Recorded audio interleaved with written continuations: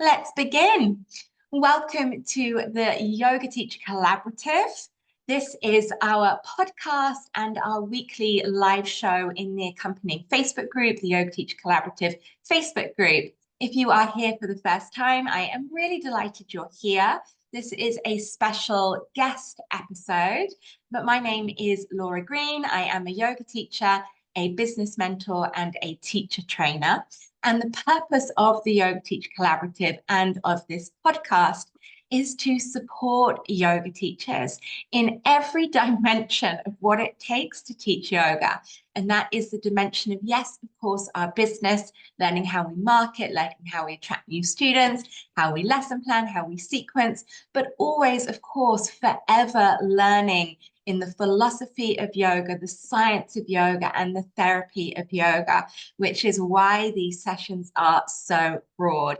Today, I am really, really delighted to bring back to the Yoga Teacher Collaborative Fiona Agombar. Fiona has been here before. She is an absolute wealth of knowledge and inspiration. And I know I have learned a lot from Fiona through our discussions, but also through her books. And she has just published her third book, and we are going to explore some of the topics in this book, which is about breathe, rest, and recover, particularly aimed at long COVID, chronic fatigue, and ME, but Fiona will tell us a lot more about that. So we're here to dive in, to learn a little bit more, and to upskill in how we are, yes, supporting our own selves through our yoga practice with rest, but also how we can be supporting better our students through rest, breathing practices, and understanding the effects of post-viral conditions.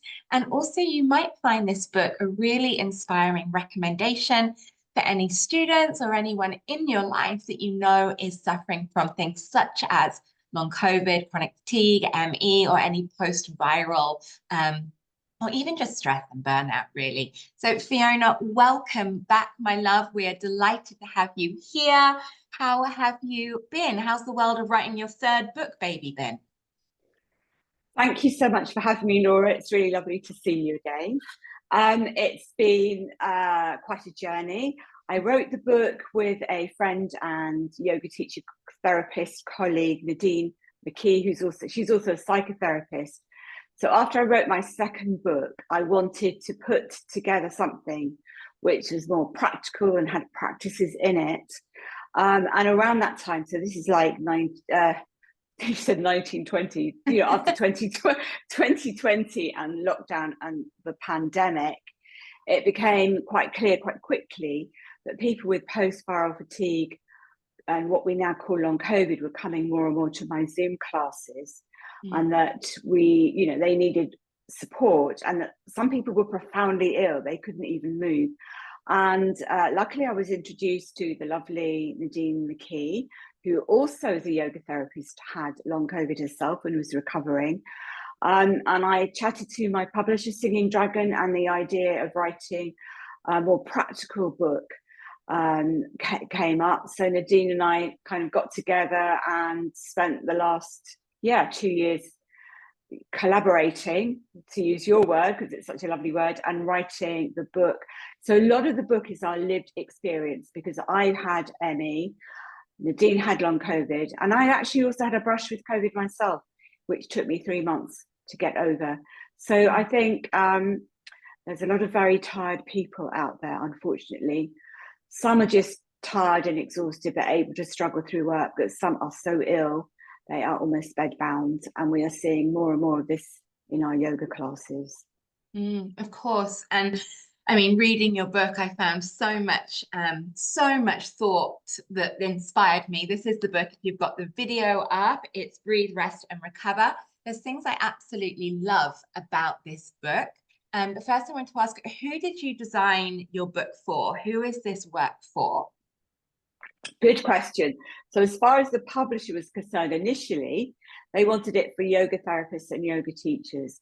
But Nadine and I were pretty determined. We also wanted it to be for people with long COVID, post-viral fatigue, ME, chronic fatigue.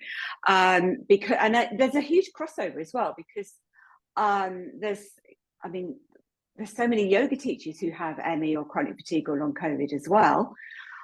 So we wanted to make the book accessible for everybody. So not too technical, but just quite easy to read. We call the book nervous system friendly. So the type's quite big, the format's quite big, and it's written in chunks, so it's quite easy to digest. So really for anybody, or even if you've got a relative or a friend with one of these conditions and you want to know how to help them, then the book would be suitable. Yeah, and I mean, I kind of thought from reading the book that was the approach, because I was reading it as a yoga teacher myself, and finding that I was learning so much, but also really could think about people in my life that weren't yoga teachers, but would find this book really, really useful. So I think it's exceptionally clever to be able to write in a way that is inspiring and educational for teachers, but accessible for those that really never even done any yoga. And I think one of the things I really noticed was, even if I personally wasn't experiencing long COVID, chronic fatigue, or ME, and I wasn't particularly running classes targeting that sort of audience, just as a knowledge book, what you break down in this book was really, really interesting. So you explore trauma. What is trauma? You explore the breath. You explore how we can be more accessible in our teaching. You go into great depths about the nervous system, about what is stress, how to recognize stress. So I felt that I was reading an incredibly accessible, easy to follow book on stress, trauma, breath work, accessible language. Is that just a sort of accidental byproduct, or that educational content? No, it's not accidental. I mean, Nadine is quite, she's a scientist as well. So what we were doing is making quite complex language and trying to break it down and make it more simple. So we start off with the nervous system and stress, because I think in any chronic illness, we need an understanding of what stress does to the body, because so many of us are in a chronic activated state and we're maybe not even aware of it. So we needed people to understand, what is stress and how can I tell if I'm stressed? What signals of my body putting out on, how can I read those signals in order to take action? And then we go into trauma. We could have written a whole book on trauma, but we didn't. We wrote one chapter on it, because although we're not saying long COVID is it's not trauma, most of us do have trauma. And in order to heal our body, we need to have, again, some understanding of what our trauma patterns might be in order that we can take action on that. And then breathing. I mean, something that Nadine and I feel very strongly about is that a lot of doctors might recommend yoga, but a lot of people think yoga is about doing very strong gymnastics or, doing quite dynamic asana. But people with long COVID are generally too ill to do too much movement or even yoga as exercise. So we wanted to explain that actually we're going back to basics. We are telling you how to breathe properly, because so many of us have a poor breathing pattern. And that there are many other ways that we can bring yoga into our lives which don't necessarily involve dynamic movement. So actually, whilst you're there on the breathing lab, there was something that really stood out for me really early on in how we instruct breathing, was your change of language to, and I used it this morning, low and slow, or slow and low, because, and I'd really like to explore the science of this. I definitely use, almost habitually, deepen your inhale and lengthen your exhale. And what I mean as deepen is to feel the breath drop deeper into my body. But equally, I know if I was at a GP or something and they said, take a deep breath, I would think that meant like breathe in as much air as I can. But that sudden change to breathe low, I'm like, yes, that's what I mean. Breathe low into my body. So my diaphragm is deep, it is dropping, and breathe slowly versus like longer. Could you just explain that? Because that was a real aha for me. And I've heard before about the effect of constantly over breathing and what happens with the carbon dioxide, but I've never understood. So in your beautiful way of breaking things down, please can you explain to me why cueing people to take maximum breaths, what often they think we mean by deep, can have a negative result, and why you're moving to low and slow. Okay, so I'm going to try, because we take 2 or 3 chapters on this, so I'm going to try and condense it down. I was just looking because I need to acknowledge Robin Rosenberg, who is a yoga therapist in America, and she's written a fantastic book called Restoring Prana. So we've acknowledged her in the book because we both learned a lot from her, and also Nadine is also an Oxygen Advantage teacher, which uses potato. So we're both very interested in oxygen uptake to the cell. We could also call this, utilizing prana, if we want to use yoga language, but how we can make this effective for people who might have a breathing pattern disorder because they're hyperventilating, they've been ill, they've been stressed for all kinds of reasons. Just rigged chest breathers, just not diaphragmatic. Or might be chest breathers. But there is this misnomer, and it's really important, and Robin goes into this also in her book. Many yoga teachers, and some yoga teachers teach, yoga traditions teach to breathe very deeply on the inhale, and that is not helpful. Deeply, what do you mean by the word deep? I mean, like, a big breath, bringing in, blow the belly out, really push the belly out. Yeah. So that ultimately is not healthy. So in terms of science, we're looking for maximum uptake of oxygen to the cell, and that we're not breathing off too much carbon dioxide. So we've got the right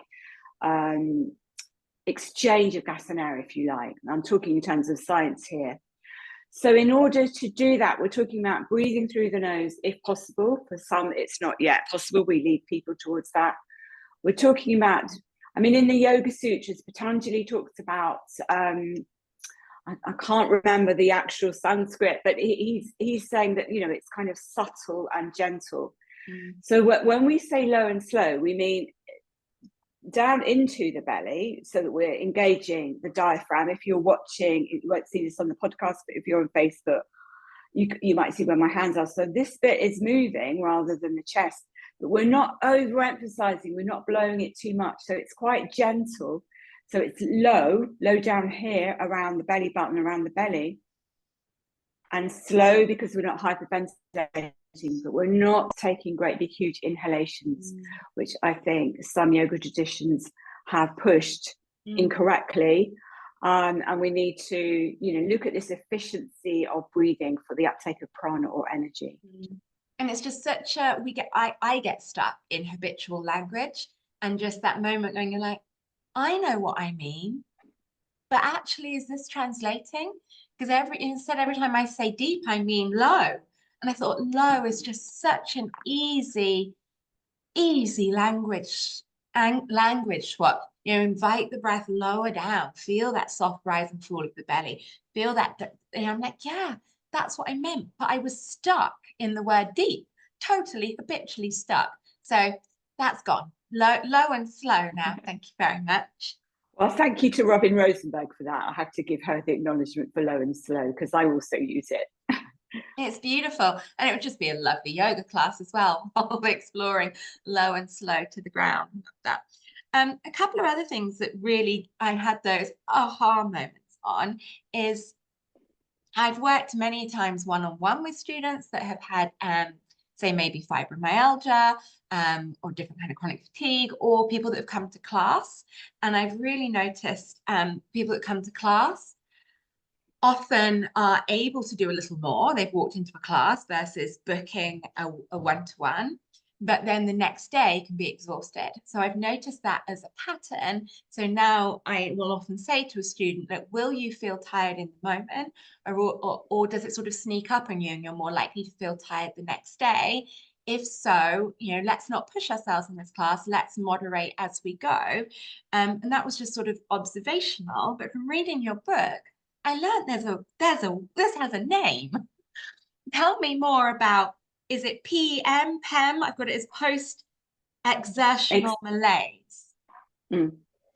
So post-exertional malaise is now a thing. And, it's interesting because when I had ME, we didn't talk about this, although it was absolutely what we all had. But now, because of long COVID, it's now become like a kind of medical acceptable thing to talk about PEM, post-exertional malaise. And it's something that yoga teachers need to understand if they are working with somebody with ME or long COVID or post-viral fatigue. So what this means is that you can do something in a class, or at home. You might be working on your computer or having a conversation on the phone or going for a walk, and you feel fine, but then you have a crash, you have an energy outage, and it might take you 2 or 3 days to recover from that. So in terms of science, we know what this is to do with the mitochondria. They've probably gone into something called the cell danger response, where the mitochondria have shut down because there's been too much energy used up, and the body needs to rest to recover. But as yoga teachers, we want to help the students to monitor this, because it's very, very difficult. What we need to do is help somebody to pace and to know what their baseline is, so that they don't push themselves and do too much, trigger PEM. And that can be very difficult, because one day you might feel fine and then you overdo it. And then that might, as I say, trigger a relapse. So it's all about coming into the body more, kind of more somatic experiencing, learning to listen to the cues, learning to rest and stop before you get tired, and learning not to push. Now, the kind of people, I was going to say the kind of people who get ME and long COVID tend to be quite driven, but that's not necessarily true, because I think we're all quite driven, because we live in a modern society where we all have this kind of internalized thing that we have to achieve, we have to push, we have to, do stuff. So if we're ill, we find it very difficult to rest. So stopping and resting before we get PEM can be very hard. And that's where a yoga teacher can be very helpful, providing they understand this symptom themselves, and they can help somebody through it. So it is all about learning to pace. So many breakthroughs with that, because it was something I simply noticed. And often you hear the phrase, a lot of people saying, oh, I overdid it. Oh, I overdid it. And there seems a sense of blame, or a sense of like shame with that. Oh, I overdid it. But to actually understand that something is happening at that level of your mitochondria, like this isn't something in the mind, but actually something real and physiological is happening when you experience that effect of, oh, I overdid it. I found that would be quite empowering. It is empowering, because like you say, because of this drive we have in society, there is often a feeling of shame, and I can't rest because I'm too embarrassed, and people might be perceived that I'm lazy, or just, I need to push through this. Whereas actually this illness is asking the opposite. It's saying, no, actually you do need to stop, and you do need to rest. And it's very difficult to go against that samskara, or that habit, which might not just be an internal habit, but it's the habit of our whole society. Is you've got to push through. But what we're saying in the book is we need to try to develop more compassion for ourselves, because when we start to become more self-compassionate, I think Fiona's audio to listen to those internal cues. Yeah, sorry, your audio just nicked out. Can you hear me? But I think I've got you back. About that compassion of listening to the internal cues. And two other things you said to me there: pace and baseline. I found the pace really interesting. And right in the opening of your book, you say when you're reading the book, take your time, go gently, pace and breathe. And I've never read a book that's been so clearly punctuated. Like, you punctuate the book with pauses to, let's do an exercise. You actually make me, in the reading of the book, stop, take my time, go gently, and pace in how you've written the book, which is lovely. But I think this is so difficult with people understanding their pace. And this was my lesson plan actually last week, about what is it to be unhurried, unrushed, because I think we get on cruise control and that cruise control pace feels like it's set externally by, the to-do list. And then once we're on that pace, even when we can be unhurried, we're still stuck on cruise control at a rush, and we find ourselves chopping vegetables for dinner quickly when there is not always a rush. So it's very easy to talk about pace, But what have you found as really easy ways to get people to come off cruise control and start to consider what is my pace? Because they're definitely different from human to human. Well, I think it's interesting you use the word cruise control, because that's a very good description for what I would call being in an activated nervous system state, or, you know, slightly chronically triggered by fight and flight. And so many of us are, and we don't even realize it. So we've all got this kind of internalized sense of drive and, you know, the next thing, the next thing, the next thing, and we're not stopping. So when I teach yoga, even if I'm teaching a general class, I'm always the kind of teacher that will get people to stop and you know, do an internalized scan before we move on to the next set of whatever it is we're doing. And I've been to many yoga classes where teachers don't do that. They go from one sequence to the next, you know, the next asana to the next asana. So I think even on the mat, we can help people to begin to pace, to pause, to take stock, to recalibrate before we go on to the next thing. And then when we start to learn that on the mat, we can, you know, take that off the mat into our everyday life, so that if we're on our laptop scrolling or whatever it is, we remember after 40 minutes, actually stop now, go and recalibrate, go and have a cup of tea, or do something different, so that we're not just going next thing, next thing, next thing, which is so, the big habit of our society. And I believe that's why we're seeing so much illness now, because people are getting a virus like COVID and then not convalescing. And I'm not saying it's easy, because I know we all have mortgages and bills and families, but so often we're going back to work too quickly, or we're doing too much, we're being active too quickly. I did want to come back to that word, convalescence, but sticking with pacing, a couple of things you made me think about there was when you said about, you know, working at the computer for 40 minutes and then, you know, taking a break to go and have a cup of tea. And I think it's sometimes knowing even a short pause can be of value. And a couple of things I really like doing in my classes is I'll often bring people out of a pose, especially if it's like a seated forward fold. I like to bring them out on an inhale and then to actually just sit for the exhale. And sometimes, you know, in a vinyasa class, it might just be sit for an exhale. But sometimes it's amazing how long that just, I'm just going to notice that exhale. You know, like a tiny comma in a sentence. And then I think we can start to realize how powerful even the shortest pause can be. That, you know, maybe you are working at the computer for 40 minutes, but just to stand up for 1 minute is better than powering it straight through. If you're like, oh, I don't have time for a 20-minute tea break. But even just the okay, let's start with a baby pause and then expand out from there. Or even just stop and have 5 slow breaths, you know, slow and low, and clear the mind and focus on the exhalation, or the pause after the exhalation. That is, you know, a good place to start too. But it is about these short micro breaks, if you like, or mini pauses that we can start to introduce into our life, and that we can also recognize the value of pausing, the value of resting, and the value of stopping in a world which is whirling faster and faster. And, you know, it's part of the reason we're getting sicker and sicker. You know, there may be multiple reasons, but if we are what you were talking about, cruise control, chronically activated, this means if we get a virus like COVID, we're not going to be so resilient and able to deal with it, because it's all about the terrain, how healthy we can be. And that means dialing down the stress response.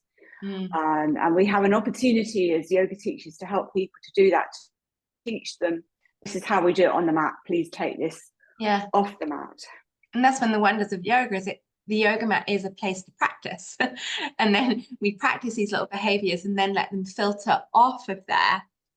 Bringing you back to that word you just put in there, and it's a word that is scattered throughout your book, and it is a word that is 100% lost in modern day, is convalescence and convalescing. That my father had a terrible car accident just before I was born, truly terrible car accident. And I remember stories, and there's this one story they spoke about where they went on a convalescence retreat or convalescence holiday. I think it's Sri Lanka, I can't remember. But the word convalescence and convalescing was wrapped around what that was. So that was, it's just before I was born, so maybe like 45 years ago. But I don't think I know of any other usage of the word convalescence or convalescing. Do you know when this word fell out of popular usage? Yeah, it's so interesting, isn't it? Because when I was growing up, I remember, I mean, I'm considerably older than you, Laura, but when I was growing up, I had glandular fever when I was about 13. And the GP came to visit and told my mother I had to have 6 weeks bed rest. And I remember very clearly at the time being hugely irritated and angry by this. But, you know, of course, that's what we did. And that was the right thing to do. And also around that time, if you had flu, you would take probably 2 weeks off work minimum. Whereas now, you know, there are adverts to take a tablet and to push through. So, Yeah. I mean, I think it is the rise of, and I don't want to say capitalism is a dirty word because you and I run yoga businesses. Capitalism isn't always bad, but it is when it gets to the extreme and it's making people ill or it's taking advantage of people or the planet, you know, when it goes too far. And what I think is that people, I think as capitalism has evolved, we've all become producers.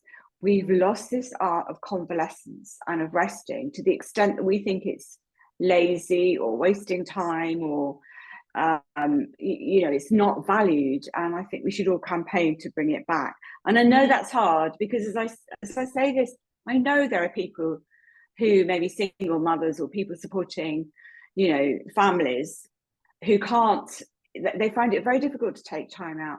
But if we don't put our health first, then the whole house of cards collapses and we can lose everything, which is actually was my experience.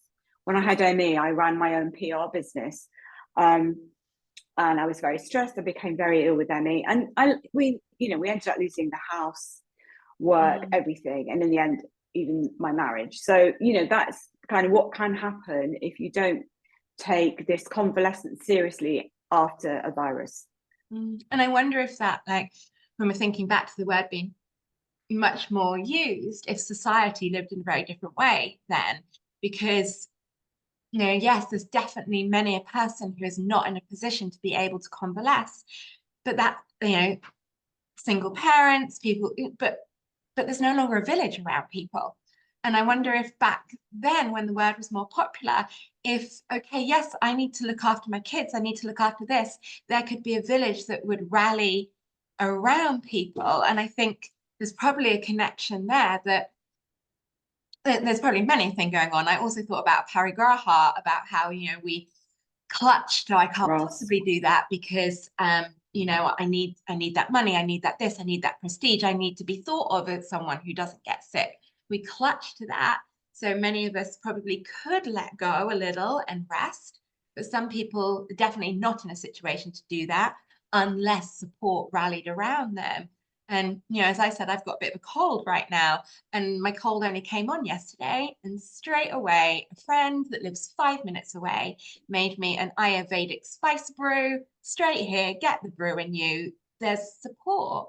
But I think we've lost that. And maybe there's a connection there between who rallies round you when you need. I think such an important point that you made. And I mean, I think even within the yoga community, it's fantastic you set up this collaborative idea for teachers rather than teachers being in competition, that they can collaborate, because that's how it should be. We should be supporting each other, and that's what you're doing here. But coming back to your point, yeah, you know, 100 years ago, you had your parents, your cousins, the grandmother, all who would step in when needed. You had the extended family, and somehow we've got more and more individualized and isolated.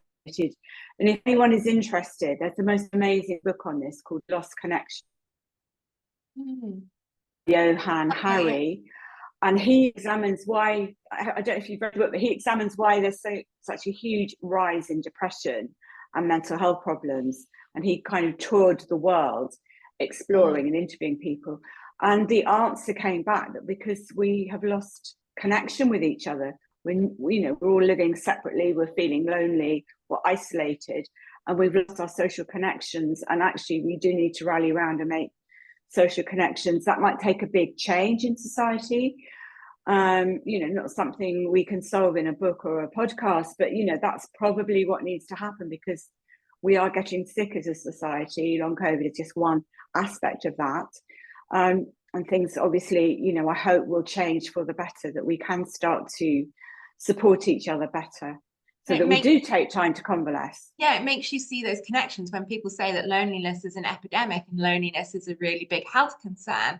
But yeah, when you think, okay, so maybe actually loneliness is one of those reasons people can't rest properly, people can't recover so much when they're sick. You can see those connections very quickly. And yes, it can seem a bigger, oh my God, what do I do about this? But there's certainly little steps that we can do every day by simply, as yoga teachers, reaching out to other yoga teachers and making friends.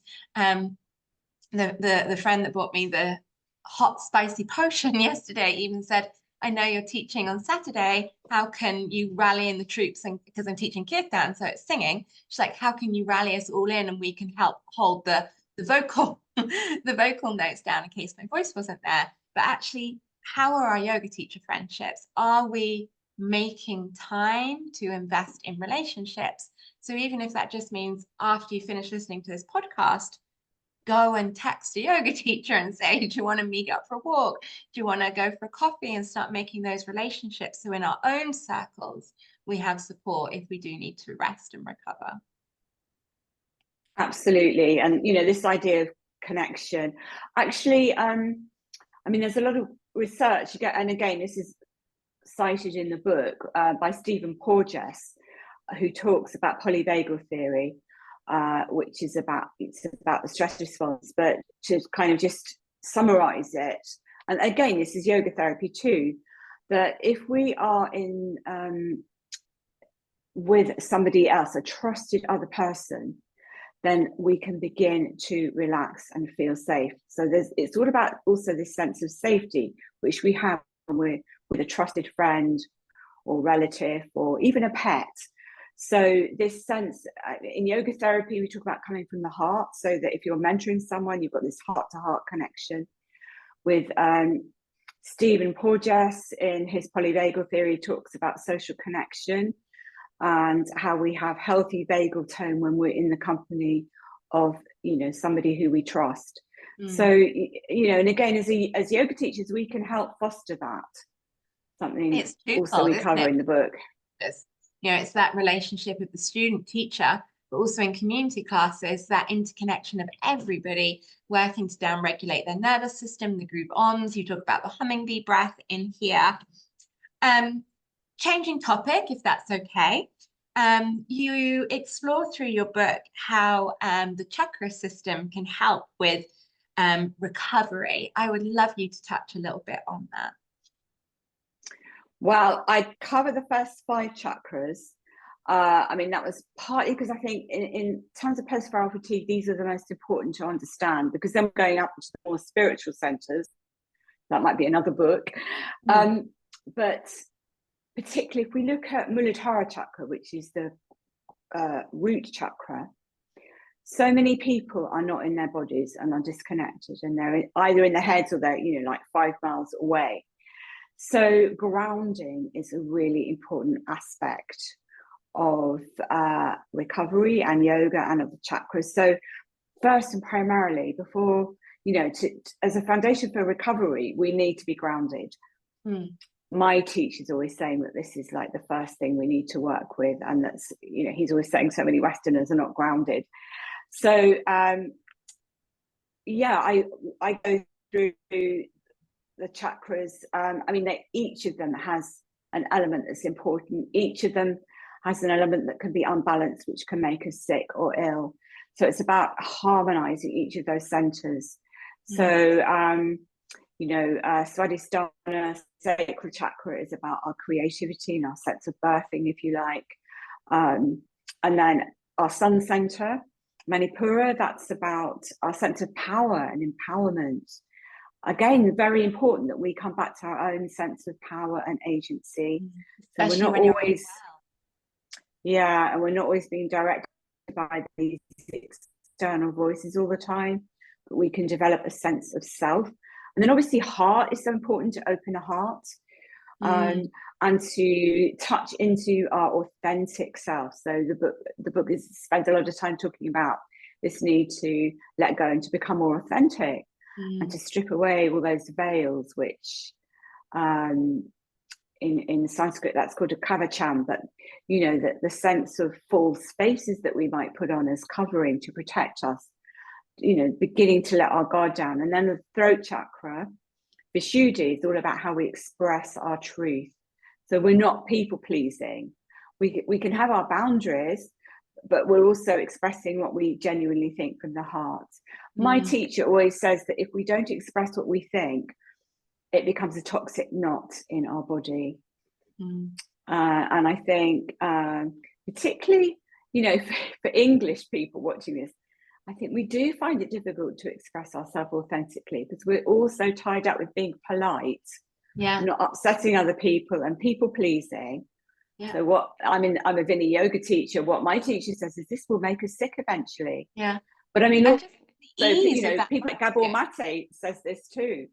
In trauma. And it's just the ease of it. It's so everyday. You know, the cold I caught from my husband, and I remember saying to him this week, "Oh, hi, how are you?" He's like, "I'm fine." And I'm like, "How are you feeling?" "Terrible." I'm like, huh?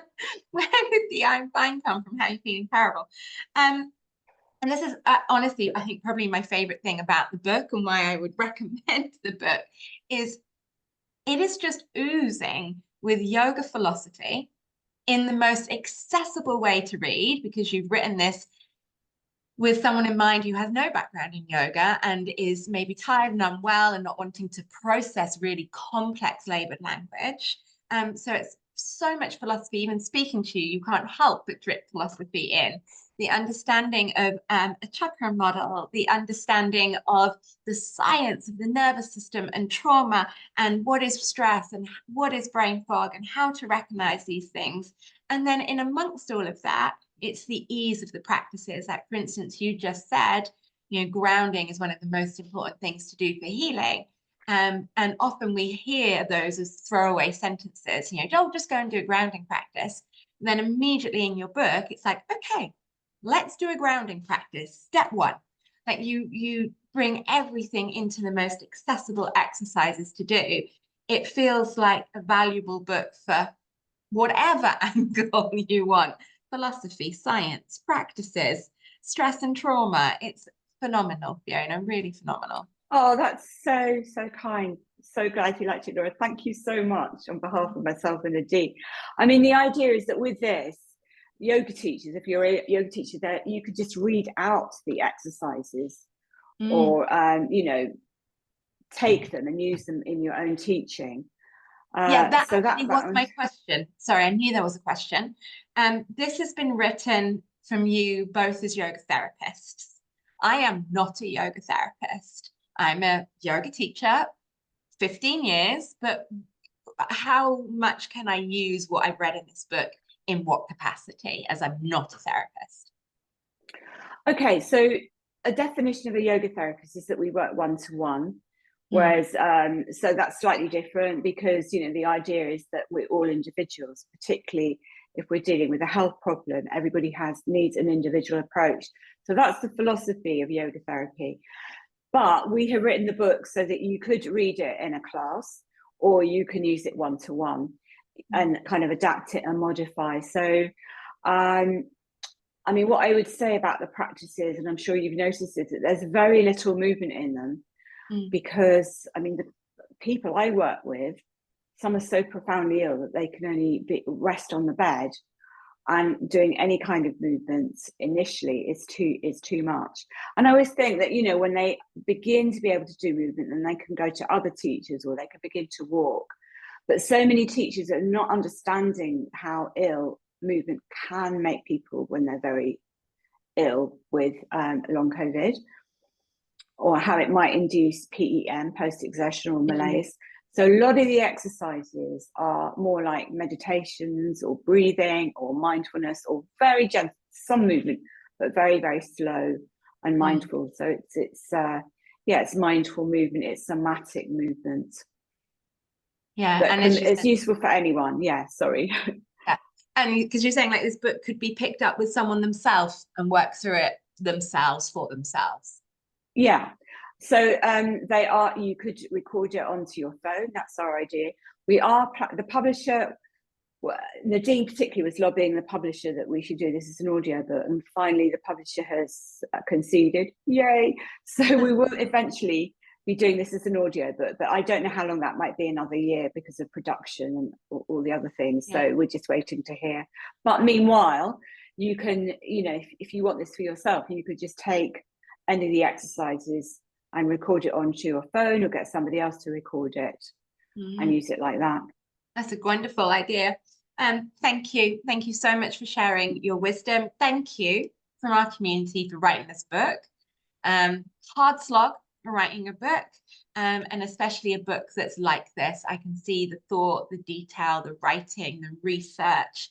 So thank you so much for doing this, because this is a massive, great deed that benefits our entire community. So thank you, and thank you for being here to discuss it with us today as well. Well, thank you, Laura. And just to say, I mean, your chair yoga book is also brilliant, and could also be used in the case of chronic fatigue and long COVID in certain instances too. So, let's not forget that you've written a great book. Thank you.